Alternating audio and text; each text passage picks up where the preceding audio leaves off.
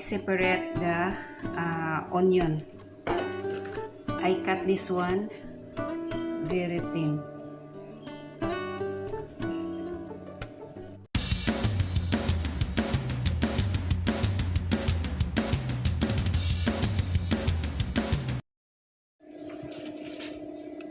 This one is a Greek salad.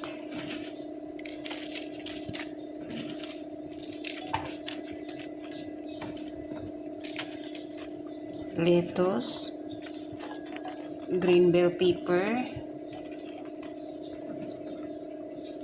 cucumber,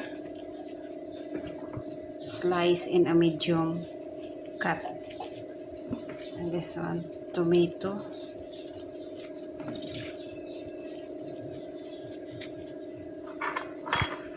put olive oil,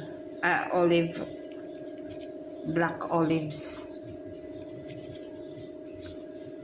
And then this one, feta cheese.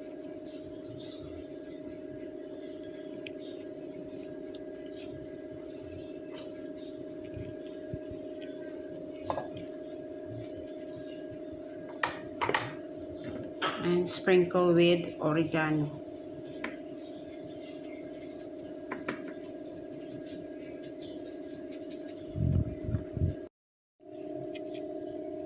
Dressing of a Greek salad.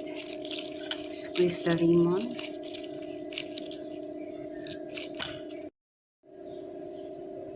Put vinegar, salt, put dry mint. Have this one put olive oil, but I don't put because they don't want. And then you put oregano.